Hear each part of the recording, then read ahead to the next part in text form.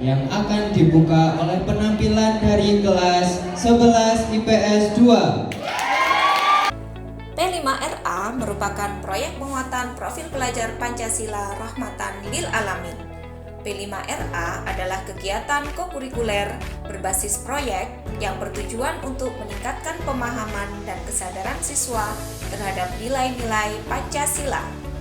P5RA dirancang untuk menguatkan karakter dan kompetensi siswa sehingga mereka memiliki pola pikir, sikap, dan perilaku yang mencerminkan nilai-nilai Pancasila. Pada proyek kali ini, MA Bilingual Batu mengangkat tema Bhinneka Tunggal Ika dengan subtema Peranan Pemuda Memaknai Bhinneka Tunggal Ika dengan gelar karya berupa drama musikal.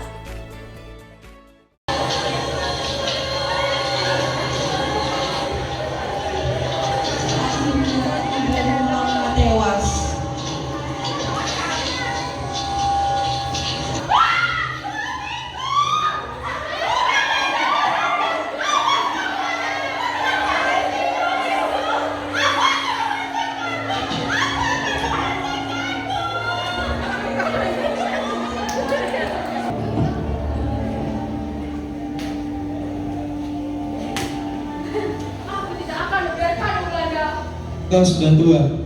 Tanggal 5 November 1908, Tun Yadin meninggal karena usianya yang sudah tua.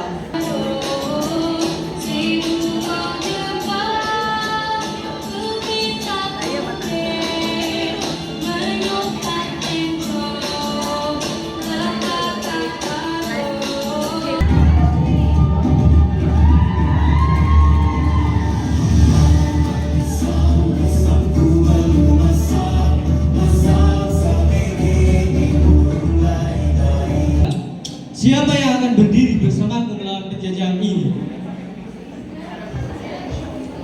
Kami siap berjuang, kami takkan mundur.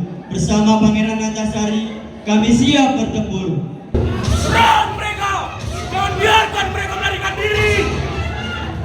Pahlawan Banjar terluka parah dalam pertempuran. Saudaraku, jangan pernah menyerah. Kita sudah mulai perjuangan ini. Dengan satu Banjar. Terima kasih pahlawan kami, kau takkan pernah dilupakan. Semangatmu akan selalu hidup dalam hati kami selamanya. Banyak darah yang bertumpahan untuk membela negeri tercinta. Negeriku sedang tidak aman. Gugurnya para pahlawan, sang pembela, sang pelindung bangsa. Pahlawanku tunai sudah janji bakti. Gugur satu tumbuh seribu. Tahun demi tahun telah berlalu. Perjuangan Pangeran Antasari akhirnya membuahkan hasil. Banjar berhasil bebas dari penjajahan. Namanya akan selalu dikenang, bukan hanya sebagai pemimpin, tetapi sebagai simbol semangat dan kenian rakyat Banjar. Terima kasih Pangeran kami. Berkat dukunganmu, kini tanah Banjar merdeka. Namamu akan senantiasa abadi dalam setiap urusan.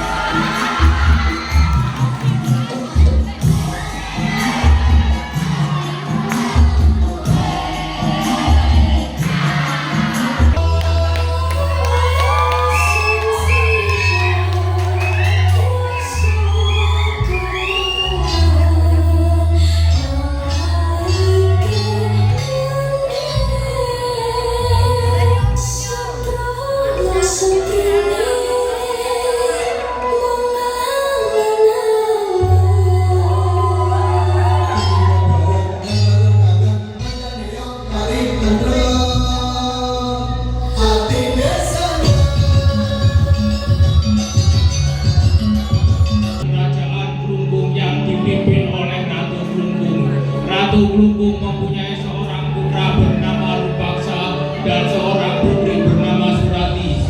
Sayangnya kerajaan Glunggung berhasil direbut oleh kerajaan Surejo yang dipimpin oleh Raden Banterang. Pemimpin, Bunda harus mempertahankan kerajaan ini hingga titik darah penghabisan.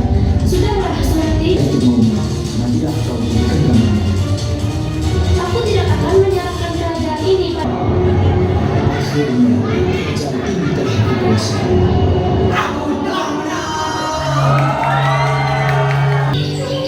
Ada karena apa gadis cantik mencerita pada laki-laki ini? Saya berada di sini untuk mencari kesediaan makanan. Saya baru saja kabur bersama kakak saya dari serangan musuh saat kerajaan diserang. Tetapi kami terpisah dan yang tersisa bersamaku hanya dayangku ini. Kalau begitu, bolehkah aku tahu siapa namamu, wahai gadis cantik? Namaku Surati. Nama yang bagus.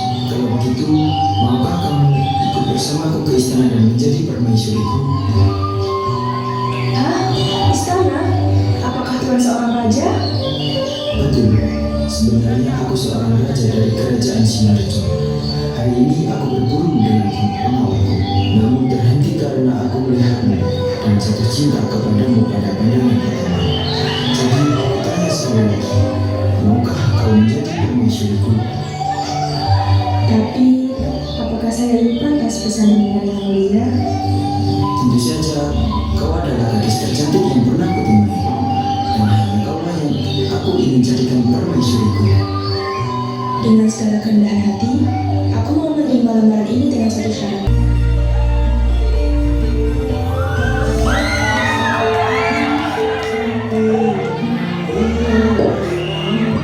Regis, kamu bakal jadi garwani putriku dan kamu Makasih banyak dari situ sebagai tanda kenang-kenangan dariku. Banterang datang dengan wajah marah.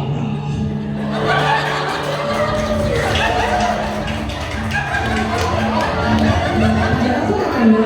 Sepertinya kakanda sedang marah. Apa benar Dinda ingin membunuhku dengan keris ini? Begitukah balasan Dinda pada Kanda? Jangan asal tuduh. Adinda sama sekali tidak punya maksud begitu. Lalu untuk apa keris ini dibawa pada Dinda? Keris ini adalah kenang-kenangan dari kakak Adinda. Sungguh, Adinda tidak pernah berpikir untuk membunuh kakanda.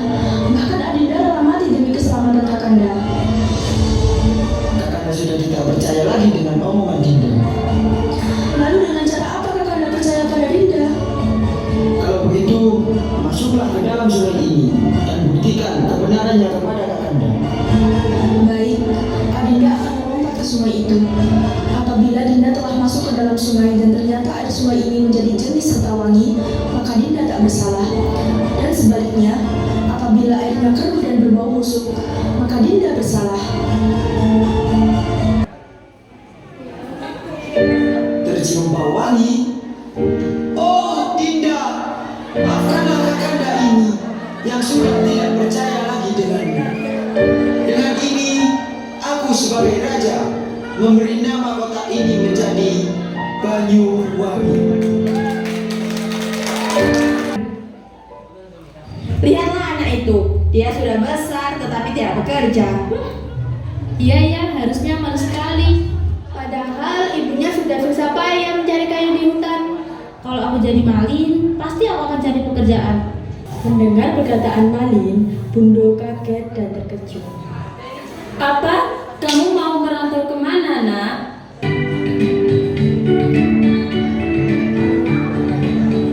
Kampuangan jauh di matu, gunung sasai baku liriang, takkan ajuk kawan, kawanan lamu, sangkai basur yang sulia.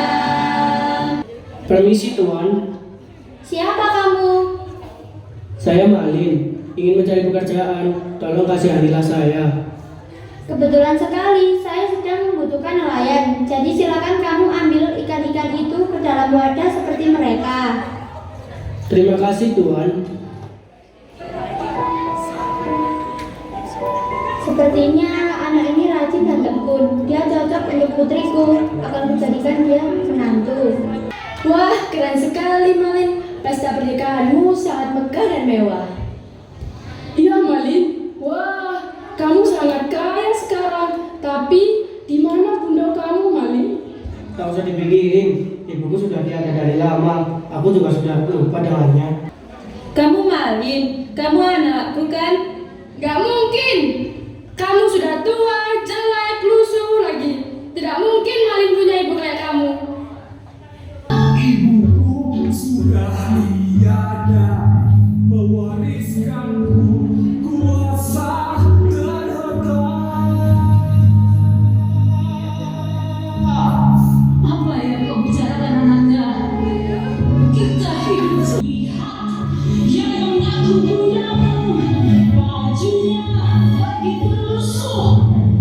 Tak mungkin ia sama dengan kamu. Bukan ibuku. Malin, ibu tidak menyangka kau seperti ini. Ibu sangat murka. Kukutuk kau Malin. Kukutuk kau menjadi batu. Kamu ngomong apa sih? Dasar wanita tua. Namun tiba-tiba badan Malin kaku dan ia berubah menjadi batu. Hah? Ada apa ini? Kenapa tubuhku aku semua? Hah? Tolong! Tolong aku! Tolong! Istriku tolong aku! Daya! Tolong aku! Ah! Akhirnya sang Malin pun berubah menjadi batu karena kutukan ibunya.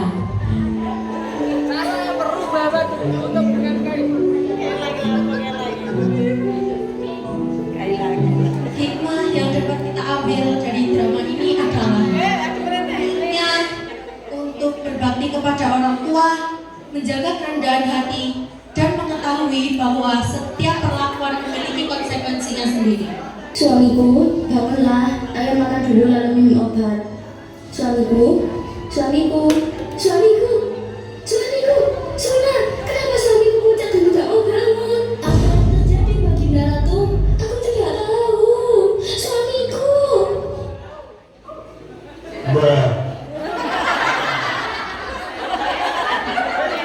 Aku sangat menginginkan menjadi raja. Apa kau mau membantuku, Patih? Maafkan hamba Baginda Bidau. Sudah seharusnya Baginda Arif yang menjadi raja karena beliau anak tertua. Ini ambil belian ini. Dan satu lagi capatanmu sebagai Patih aman selama aku menjadi raja. Waduh, pembeliannya banyak sekali. Tapi begini, aku bisa kaya. Buat pergi tangkap Baginda Ratu, Baginda Arif dan Baginda Nuri. Masukkan mereka ke dalam penjara kerajaan sekarang. Tapi saya tidak bisa melakukannya, Patih. Cepat, lakukan saja. Siap, Patih.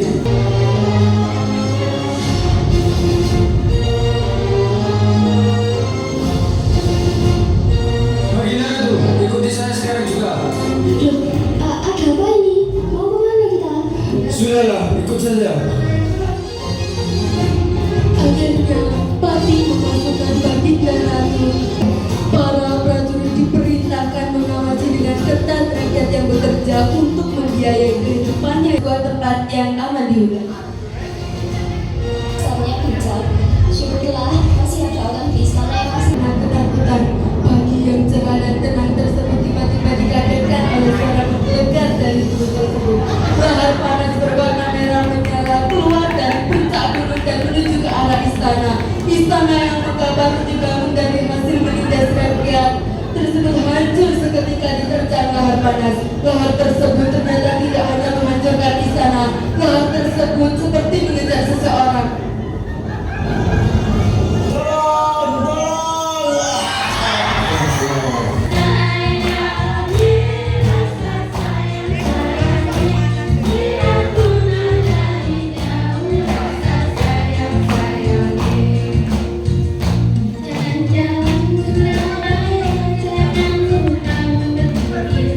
Dalam suka memandang saya, nanti kita bertemu.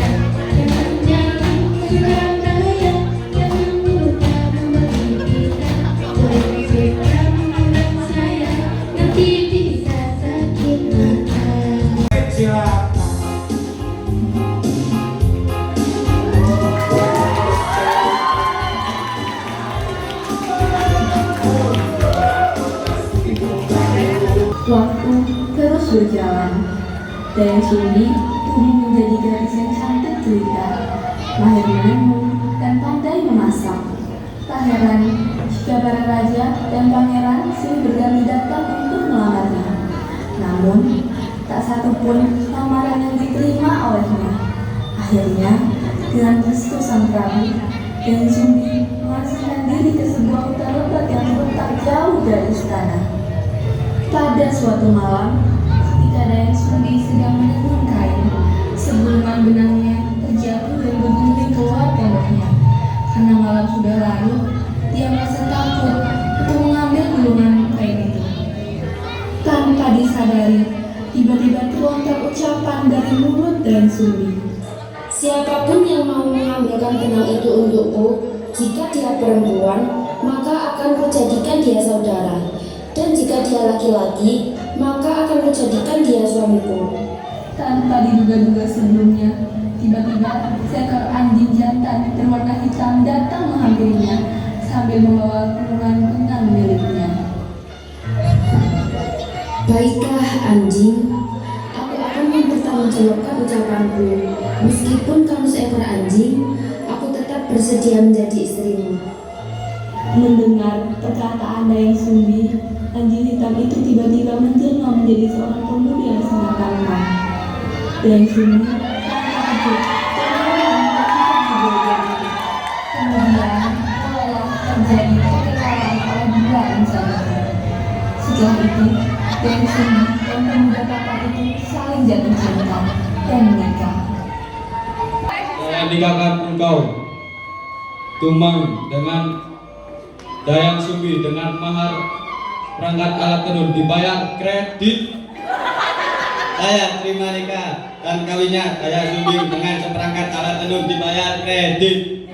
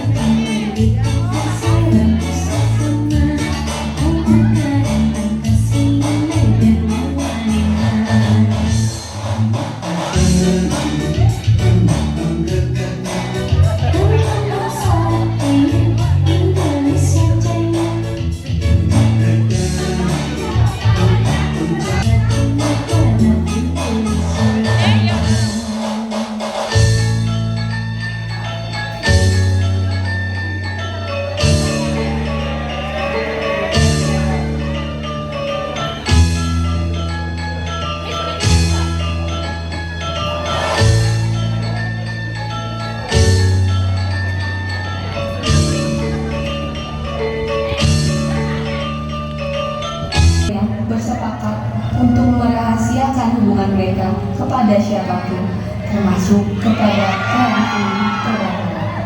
Setelah setahun menikah, mereka pun dikaruniai oleh seorang anak laki-laki yang tampan. Mereka memberinya nama Sang Hyang. Sang Hyang itu menjadi anak yang rajin dan soleh. Namun dia tidak tahu bahwa Tumang adalah ayah kandungnya. Suatu hari, ia ditemani Tumang pergi ke hutan berburu rusa untuk ibunya, Dayang Sumbi. Karena seharian tidak mendapat buruan, sang Hyang kesal dengan Tumang dan tidak sengaja anak panahnya meleset tepat ke kepala Tumang. Tumang pun tewas ketiga. Hei Tumang, mengapa dari tadi kau diam saja? Ayo cari urusannya. Hei, oh tidak, aku telah membunuhnya. Bagaimana ini? Begini saja. Akan kuambil hati dari si Tumang, lalu kuberikan hatinya kepada ibu. Hati yang aku makan adalah hati si Tumang. Karena selagi di hutan, kami tidak mendapat hasil buruan. Apa? Tidak seharusnya kau melakukan itu Sang Priam. Kau benar-benar tega sekali. Anak durhaka, pergi sana. Dan tak usah kembali lagi. Baiklah, kalau begitu Bu, aku akan pergi sekarang juga. Sambil memegang kepalanya yang sakit, ia berlari ke hutan dan akhirnya jatuh pingsan. Lalu itu mencapai si Ageng yang kelihatan.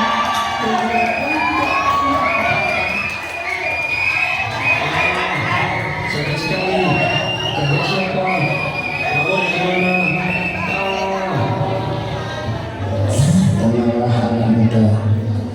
Nama kakek Ki Ageng. Kakek adalah seorang petapa di sini. Kakek menemukanmu di hutan saat kamu pingsan. Kamu sekarang berada di gua tempat kakek bertapa. Tenanglah. Baik kek, terima kasih. Di sana, ia diajari banyak hal oleh sang kakek, dan beberapa tahun kemudian, ia tumbuh berganti nama menjadi Jaka. Ia pria tampan dan sakti menarik pagi. Sekarang aku sudah beranjak dewasa. Terima kasih ya kek, karena telah mengajariku banyak hal. Ya Jaka, sama-sama Jaka. Kamu mau pergi kemana? Begini kek, aku penasaran dengan asal-usul diriku. Boleh tidak aku berkelana untuk mencari tahu siapa diriku yang sebenarnya? Baiklah, tapi berhati-hati Jaka. Jaka pun menyusuri hutan. Namaku Jaka. Siapa namamu? Kau cantik sekali. Tidak, namaku Dayang Sumbi. Namanya sesuai dengan orangnya. Terima kasih Jaka. Namun, Dayang menemukan sesuatu yang ganjil. Jaka, sebelum kau berburu, biar kurapikan ikat kepalamu. Baiklah. Bekas luka ini mirip dengan bekas luka di kepala anakku Sang Priam. Tapi apakah benar dia anakku? Sebaiknya langsung ditanyakan saja kepada Jaka. Bagaimana ini? Aku harus menikah dengan anakku sendiri. Bagaimana kalau begini? Akan kuajukan 2 syarat ke Jaka. Kalau dia bisa memenuhinya, dia jadi suamiku. Tapi kalau tidak, dia gagal menikah denganku. Ya, begitu saja. Jaka, jika kamu bersikeras ingin menikah denganku, kamu harus memenuhi 2 syarat ini. Apa syaratnya? Katakanlah. Kamu harus membuatkan aku sebuah danau dan perahu. Tapi danau dan perahu itu harus selesai sebelum matahari terbit ke timur. Sanggupkah kamu? Baiklah, Dayang Sumbi. Aku akan menyanggupi permintaanmu. Baraji, bantu aku untuk menyelesaikan 2 permintaan dari Dayang Sumbi. Apa permintaannya? Kami siap membantumu, Sang Priam. Ya, mulai dari menggali tanah untuk sebuah danau dan buatlah aku sebuah perahu. Itu semua sebelum matahari terbit dari timur.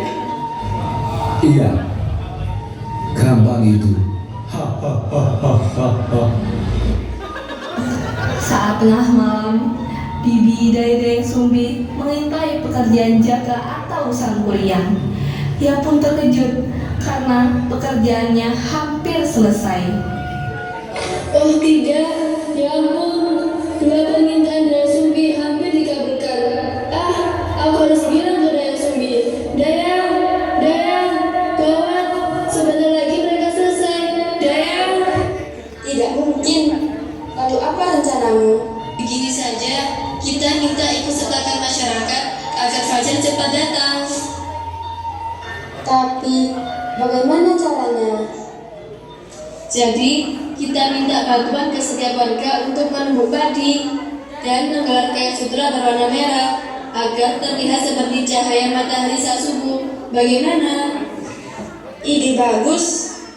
Semua warga membantu Deng Sumbi. Ada yang menunggu padi, menggelar kain sutra merah, dan terdengar suara ayam berkokok pada pagi hari datang. Tidak mungkin. Akhirnya, Deng Sumbi melarikan diri ke daerah Gunung Putri dan berubah menjadi bunga jaksi. Lalu, sang kuryang pun menghilang.